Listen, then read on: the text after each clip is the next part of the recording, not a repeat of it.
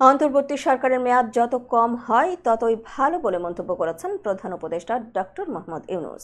বুধবার আজারবাইজানের রাজধানী বাকুতে COP29 সম্মেলনের ফাঁকে বার্তা সংস্থা এফপিকে দেওয়া এক সাক্ষাৎকারে এই মন্তব্য করেন তিনি। ডক্টর ইউনূস বলেছেন, নির্বাচনের আগে সংস্কার করা হবে, আর যত দ্রুত সংস্কার শেষ হবে তত তাড়াতাড়ি নির্বাচন অনুষ্ঠিত হবে।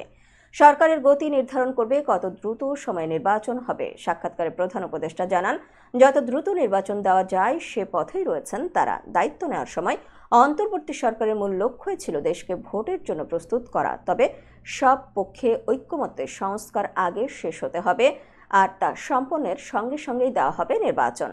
প্রফেসর ইউনূস জানিয়েছেন, শেখ হাসিনার পতনের পর ক্ষমতা নিয়ে তিনি কথা দিয়েছিলেন বাংলাদেশকে গণতান্ত্রিক দেশের দিকে নিয়ে যাবেন, আর সেই কথা তিনি রাখবেন।